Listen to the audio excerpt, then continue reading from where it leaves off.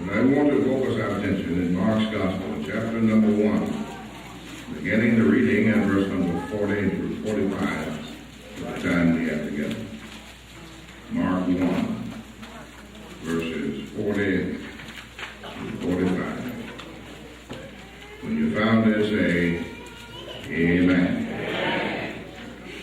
And there came a leper to him, beseeching him, and kneeling down to him, and saying unto him, If thou wilt, thou canst make me clean. And Jesus, moved with compassion, put forth his hand and touched him, said unto him, I will, be thou clean.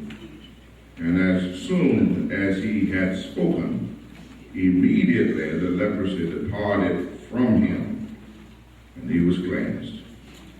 And he straightly charged him, and forthwith sent him away, and said unto him, See thou say nothing to any man, but go thy way, show thyself to the priest, and offer for thy cleansing those things which Moses commanded, for a testimony unto them. Is verse 45. But he went out and began to publish it much, to blaze abroad the matter, insomuch that Jesus could no more openly enter into the city, but was without in desert places. And they came to him from every quarter. I want to talk about today what happens when miracles happen.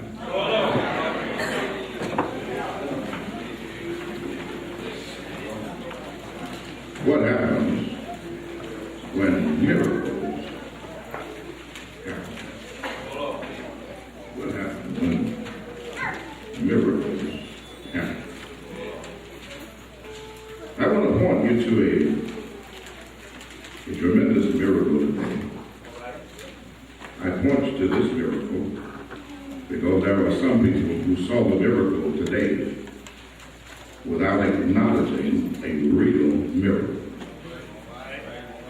There are some people in this room who saw a miracle this morning without recognizing and realizing they were watching, they were a witness, they were in the presence of a real miracle.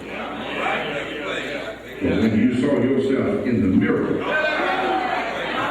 this morning, you were looking at an authentic, verified, and veritable miracle on your feet. Some people don't know when to shout. But you woke up this morning and saw yourself. There was a real miracle. The counter to that, the con to that, I know that's the pro, the antithesis to that is that you woke up this morning and couldn't see yourself.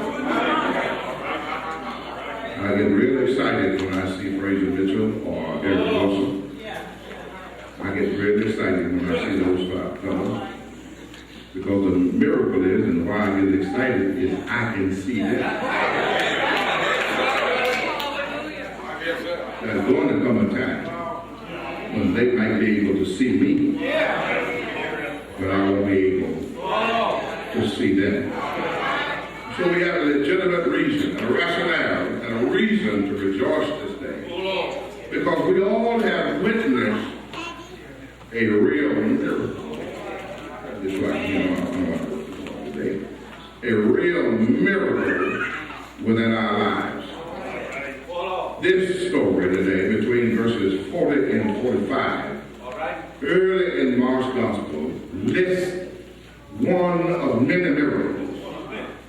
But this miracle stuck out on me because the fellow who is involved in the miracle committed what I call spiritual insubordination. He got his miracle, and he did not do exactly what Jesus said to do at the beginning. Kind of like us. When we get our blessings and our miracles, we don't always respond to do exactly what Jesus tells us to do. sometimes we don't when we get past goal, we don't collect $200. We don't hit the Broad Street. Amen. We go somewhere else. We go everywhere else. But here is a man who made up his mind, I must respond to the miracle that's happened in my own life. All right. And I'm only looking for responders today. Because you really can't shout about the miracle in your neighbor's life. Until you first recognize you a miracle too. Some of us are sick enough to die right now. The miracle is you still alive.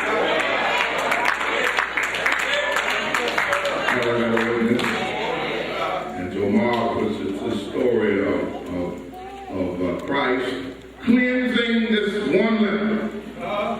Just one. Now, I know in another gospel they talk about 10 lepers. But the good news is you don't have to run in a group to get a miracle. Your miracle doesn't depend upon anybody else's miracle. God has individualized and tailor-made a miracle just for you. The suit I have on today was tailor-made. I have to go to the ooh-wee tailor-made. Because I can't buy them on the rack too much. That's not right. That's really tough. It costs a little bit more. Amen. But on the inside of my suit, they put either my name or my initials. Y'all know. My name is in my suit. It's tailor-made for me. That's why I'm not be jealous of my suit. I can't wear my suit. Number one, it don't fit me. Number two, it's got his name in it. And it wouldn't fit me because my name ain't Mike. Somebody will get this in a minute. All I've been trying to tell you today is that God has a tailor-made miracle with your name. I'll say that again. This little leper in this text teaches me I ain't got to hate on nobody. I ain't got to be jealous of nobody. I ain't got to run your name down. Amen. I ain't got to be hating on you. I don't have to criticize you. God got a blessing with you.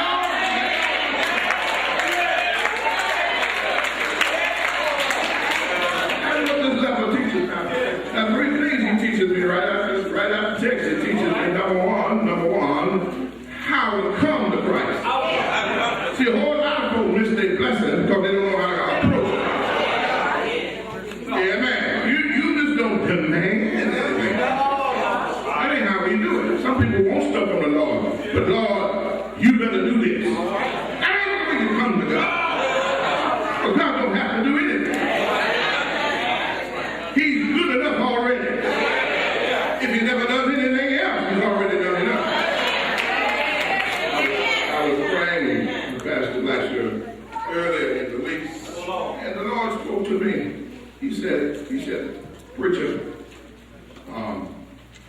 what are you willing to live without for my sake?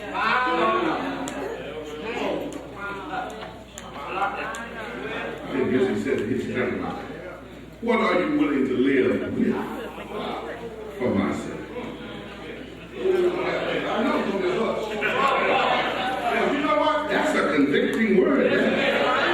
What are you willing to live without? I'd love to drive one of those Phantoms. I'd love to drive one of them. But I got to be willing to live without some stuff. See, some people can't live without some stuff.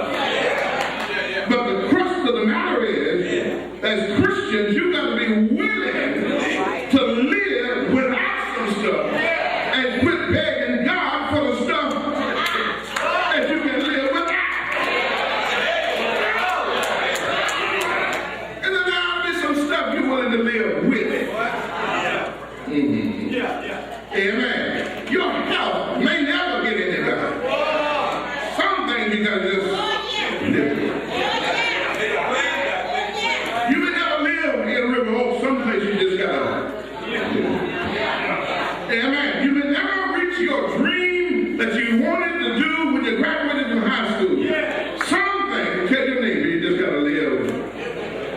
it. Amen. You got to live. If you never end up not being diabetic, live with it. I said live with it. Want to live with it. Don't let what's wrong with you be wrong with you.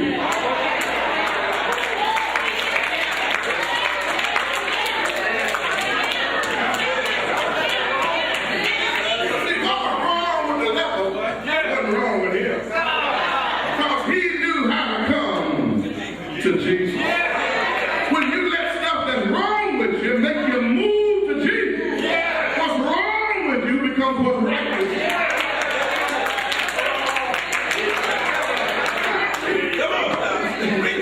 So a whole lot of people are held back because they don't want to come to Jesus because they got some stuff wrong with them. I need to tell you, if anybody in here got something wrong with them, you are a great candidate. You are a prize candidate. You're in the right place at the right time to get a miracle this morning. Because you ain't trying to pretend ain't nothing wrong with you. I'm trying to get the verse done. And I heard so it teaches us how to come to Christ. But the second thing it does, it teaches me what to expect from Christ when I get to Christ. See, how to come to Him, but then it also teaches me how to, what to expect from Christ once I get there. Because nobody, hear me well, who has ever come to Christ expecting something from Christ and left disappointed. Y'all ain't let that happen. They ain't let that happen. Whenever you come to Him the right way and expect the right thing, you will not leave Him disappointed. So no one who has ever come to Christ has He ever cast it away. The key is we come to Christ for the wrong thing and for the wrong reason, expecting Him to do us a favor, and God cannot do wrong. So you need to know what to expect from Christ before you ask something from Christ. I'm going to say this to my revival, so I get the reaction. Amen. I get the reaction on the road. See, so I got to learn how to expect from Christ. And then the third thing I learned when I read this text is what to do since Christ. What is my reaction since Christ? Now the reason why I put it like that in phrases, it's almost like a dangling participle or dangling phrase, is that you got to fill in your own blank. What do I do since Christ has been everything I need? Y'all still engaged. What do I do since Christ paid my bills? Somebody still engaged. How do I respond since Christ woke me up this morning? So I got something that's in the ball is in my court today because He woke me up this morning. Now what am I going to do with that waking? What am I going to do with my aliveness? Preach faster, because you know I'm trying to know. What am I going to do with the 168 hours that He gave me last week? You see, since Christ has done something for you, you ought not be where you sit here and act like you ain't done it. What do you do since Christ has done this stuff for you? Amen. So what do you do? I think, first of all, it teaches me an important point. The first point, I almost can't get past this very first point.